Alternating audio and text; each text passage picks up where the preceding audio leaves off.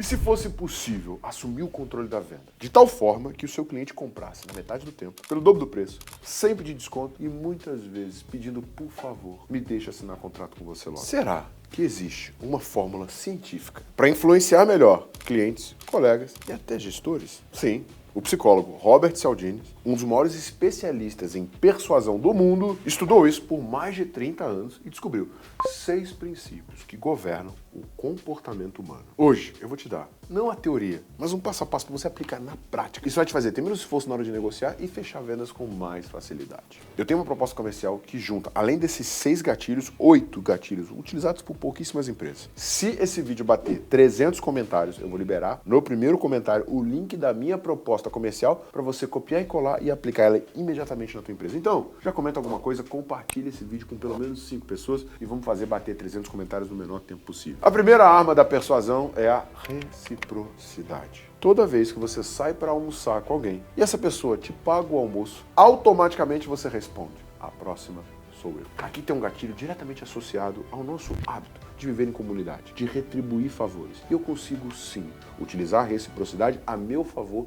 durante o processo de vendas. O ser humano, ele tem um desejo natural de retribuir favores. E como é que eu uso isso no processo de vendas? A maior parte dos vendedores são tiradores de pedido, não fazem pergunta, não geram valor e vão direto para o preço. Você parou de fazer isso. O que você vai fazer? Antes de ir para qualquer tipo de apresentação de solução ou de proposta, você vai gerar muito valor para o teu cliente, fazendo um diagnóstico nele, fazendo perguntas, entendendo o cenário. E começando falando assim, olha, para mim é muito importante entender o seu cenário atual para saber se eu sou capaz de te ajudar e qual das minhas soluções é a melhor para o teu contexto. Por isso, eu vou te fazer algumas perguntas para poder entender melhor o que está acontecendo na tua empresa e até mesmo te responder se eu sou ou não a melhor opção para resolver o teu problema. O que você fez? Você ativou o gatilho da reciprocidade. Você vai entregar muito valor. E durante esse processo, estude de verdade o teu cliente, compartilhe informações relevantes, mostre para ele como ele resolve o problema, mostre para ele onde que ele está perdendo dinheiro e mostra oportunidades de ser mais eficiente e ganhar mais dinheiro. A partir do momento que você fez isso, naturalmente você ativou o gatilho mental da reciprocidade e o seu cliente vai se sentir em dívida contigo. Outra forma de ativar a reciprocidade é com a produção de conteúdo. Por exemplo, agora, você está assistindo esse vídeo e você está se sentindo grato por eu estar compartilhando um conteúdo relevante, principalmente se você já é inscrito no canal e se já acompanha os vídeos que eu publico aqui toda semana no YouTube. Inclusive, você tem uma chance 3 vezes maior de participar da minha imersão, que acontece em São Paulo, no meu escritório, todos os meses, onde você vai aprender a montar a sua máquina de vendas passando 3 dias comigo. Se você não tem noção do que eu estou falando, eu vou deixar o link na descrição desse episódio,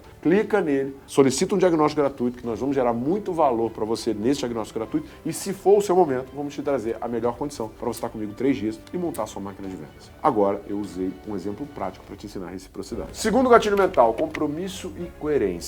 Nós temos uma tendência natural a seguir os compromissos que nós assumimos. No livro Armas da Persuasão, Robert Cialdini relata uma experiência feita. Pesquisadores foram numa rua do subúrbio e perguntaram: você deixaria eu colocar uma placa no teu jardim escrito dirija com atenção? Nessa tentativa, 90 e tantos % das pessoas disseram que não toparia, que era um absurdo pedir isso. O que eles fizeram? Numa rua próxima, fizeram um exercício um pouquinho diferente. Primeiro, eles perguntaram para as pessoas se para elas era importante ações que combatessem os acidentes de carro. E as pessoas falavam: sim, para mim é muito importante. Dias depois, o mesmo pesquisador voltava e perguntava: olha, a gente viu aqui na pesquisa que você disse que para você é importante combater acidente de carro. Gostaria de te pedir para colocar uma placa aqui no teu jardim pedindo para as pessoas dirigirem com atenção. Pasme, a taxa de aceite foi absurdamente alta, mesmo sendo um pedido completamente esdrúxulo. O que você tem que entender? Se você não fizer o seu cliente se comprometer com a compra, ele vai sumir no meio do caminho. Eu vou ensinar o gatilho, mas tem um desafio mental. Uma parte dos vendedores quer ser bonzinho, quer ser amigo do cliente, não quer fazer pergunta difícil e não assume uma postura de desafiador, onde eu estou conduzindo a venda. Para você usar o gatilho do compromisso e da coerência, você vai ter que ser consultivo e você vai ter que virar para o cliente e perguntar: para você é uma prioridade resolver esse problema?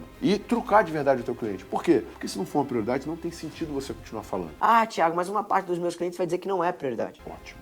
Agradece a ele e parte para a próxima, porque esse cliente ia te fazer perder muito tempo. Terceira arma, prova social. Eu não sei se você já viu isso, mas uma vez eu estava andando aqui por São Paulo e fui num restaurante que estava com fila, coloquei meu nome na fila de espera e do lado tinha um restaurante sem ninguém. Por que será que você confia mais num restaurante lotado do que num restaurante vazio? Porque o nosso cérebro pensa automaticamente: se tem muita gente e tem fila, é porque é bom. Isso se chama prova social e pode ser aplicado em qualquer tipo de venda. Por que a prova social é importante? Toda vez que eu vejo alguém parecido comigo consumindo um produto ou um serviço, ou tendo o resultado que eu gostaria de ter, automaticamente eu acredito que esse resultado é possível e isso tira a principal objeção de compra, que é: será que de fato isso funciona para o meu nicho? A maior parte das vendas que você não fecha não é por causa do concorrente, não é por causa do dinheiro, não é por causa da economia, não. É simplesmente que o teu cliente não confiou o suficiente em você. Ele até gostou da ideia e achou interessante te contratar, mas ele pensa assim: será que vai funcionar para mim? O que nós fazemos na Growth? Como é que você aplica isso na prática na tua empresa? Durante a nossa proposta, a gente começa primeiro batendo nas dores do cliente, mostrando a solução, e antes de eu ir para o investimento, eu dou play em um depoimento de um cliente do mesmo nicho, do mesmo segmento, que passou pelo desafio que o cliente está passando agora e contando o resultado que ele teve. O que isso faz? Torna muito mais fácil fechar uma venda. Você precisa produzir cases, produzir provas. Em especial, quando você estiver produzindo provas sociais, sempre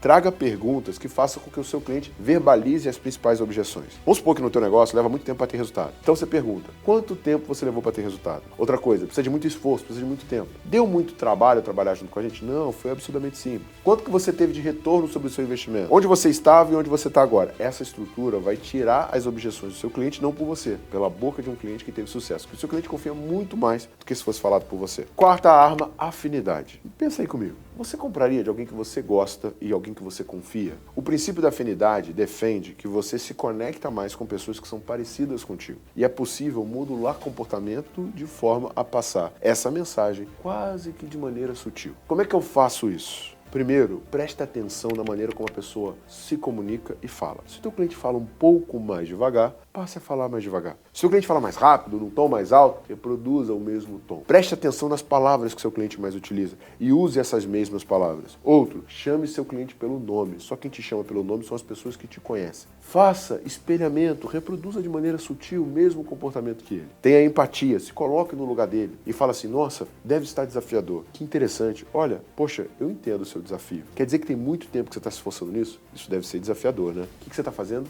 Se pondo no lugar do cliente. Segunda estratégia: encontre algo em comum. Converse com ele de maneira aleatória, sem muito objetivo, de forma a criar uma conexão, criar um pouco mais de proximidade. Fale sobre férias, sobre futebol, sobre assuntos que sejam do seu interesse e tenta achar assuntos que também são do interesse dele. Isso vai criar uma conexão genuína. Outra forma de você fazer isso é se preocupando de verdade com o cliente. Se coloque no lugar dele. Pense nos desafios que ele está tendo. Pratique escuta ativa, prestando muita atenção no que ele está falando e parafraseando as afirmações que ele faz. Toda vez que você aplicar afinidade, você vai passar uma mensagem inconsciente para o teu cliente de que você é igual a ele. Quinta arma: autoridade. Você concorda comigo? Não importa a altura do guarda. Pode ser um guarda de 1,5 m. Se ele apitar e levantar a mão, você para? Pois é.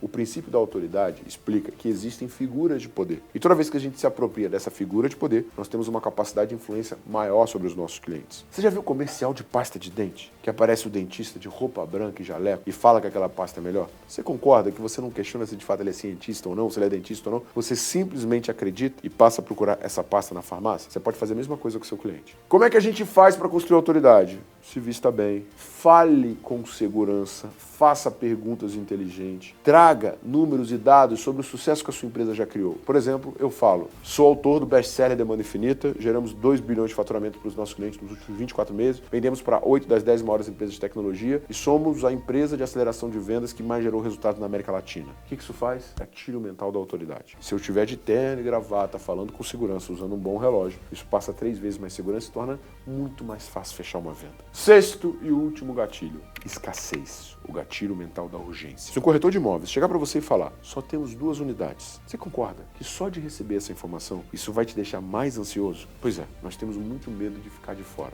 E a urgência e a escassez servem exatamente para isso. Uma empresa aérea anunciou que iria encerrar os voos Nova York e Londres. No dia seguinte, as vendas explodiram. Tudo aquilo que é escasso, tudo aquilo que é limitado, é mais valorizado pelas pessoas. Nós valorizamos aquilo que não está disponível. Então você precisa aplicar a mesma coisa no teu processo de vendas. Para quem é B2C, promoção por tempo limitado, oferta exclusiva, quantidade limitada. Para quem é B2B, você pode, toda vez que você apresentar uma proposta, trazer vantagens e colocar ela por um tempo extremamente escasso. Outra maneira de você usar a escassez e a urgência é trabalhar vendas no último dia do mês. Você pode se comunicar a semana inteira com os seus clientes informando que no último dia do mês uma condição diferenciada será disponibilizada. Essa percepção de que existe uma grande oportunidade e ao mesmo tempo que está disponível por pouco tempo fará os seus clientes tomar a decisão na metade do tempo. Tiago, como é que eu coloco isso em prática? A primeira dica que eu te dou, se você ainda não comentou aqui embaixo, é comentar. Se você ainda não compartilhou esse vídeo, compartilhe com alguém. Por quê? Porque eu vou te dar a minha proposta comercial que tangibiliza todos esses gatilhos de como você usa de maneira simples e fácil. Mas o que eu faria agora?